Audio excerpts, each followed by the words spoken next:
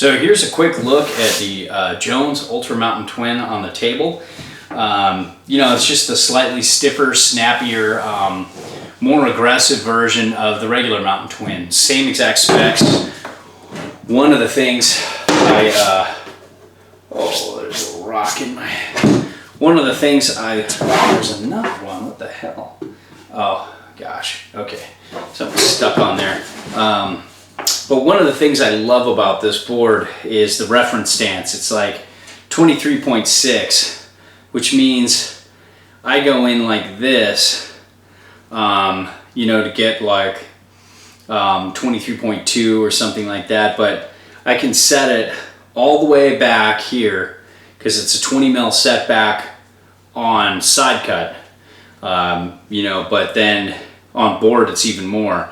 But I can go all the way back here and I'm at, I think, a 23 or close to it, which I love. Yeah, it's like 22 3/4, which is like perfect for me. So I can go all the way back and all the way up, which is really cool because I can ride it centered. And then when you're looking at, it's let's see, 20 3/4, something like that from, the tip to where it would be set all the way back. And then it's only 17 3/4 on the back. So you're looking at a really good setback on board. You're really getting a lot of, when I'm set all the way back here, I got a lot of float. And on top of that, you can see there's camber between the feet, and then it goes to rocker, and there's more rocker in the nose and less rocker in the tail, but they both still have rockers, so you can ride it switch in powder, but it definitely favors that set back directional riding. You can kind of see the base is kind of just a Day-Glo green, and I'll tolerate it just because I like this board so much, but I'd love to see this whole thing black on the bottom. That way at PTEX is so much easier because a lot of you guys will be riding this switch. Riding this off-piste on powder days. Decent amount of camber. I'd love to see just a little more camber. The camber ends a little early. I'd love to see them just extend it out like this much and raise it up just a little bit to give you a little more pop. That's probably my only complaint about this board. That and the turn initiation is a little slow if you compare it to like the Yes Standard or the Yes Optimistic. Those are both super quick turners, even though they're boards with setbacks and that kind of thing. So that's really my only complaint. And you can see there's just this super mellow magnet traction, and it's really hard to pick up. But as you look down the line of the board, you can kind of see there's a little extension in the middle.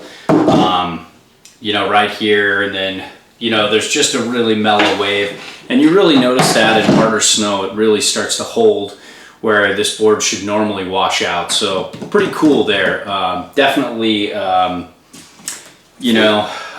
great all-rounder. It just does nothing great, and maybe on your first demo or so you might be just kind of like, it just feels like nothing. But day in, day out, in varied conditions, it's just one of those like all conditions rides, from hard to icy snow all the way down to super deep powder. The Jones Ultra Mountain Twin and Mountain Twin just offer you that kind of ride and that consistency that that'll really grow on you and make you really like this board. It's a great one board solution. It's one of the few out there with everybody either going super surfy or super twin on everything.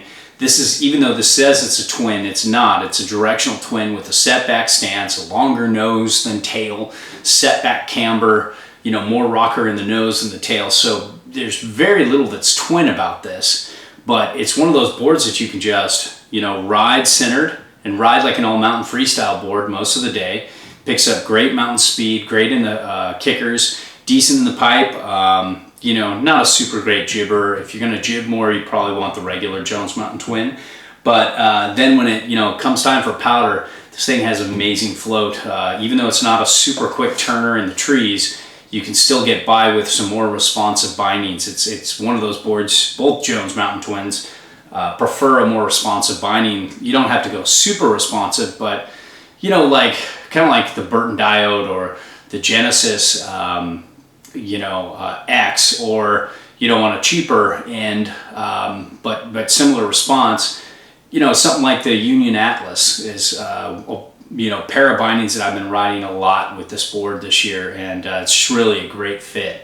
But you know, bindings like that that are kind of like more on the upper to super responsive side do a really good job with this board.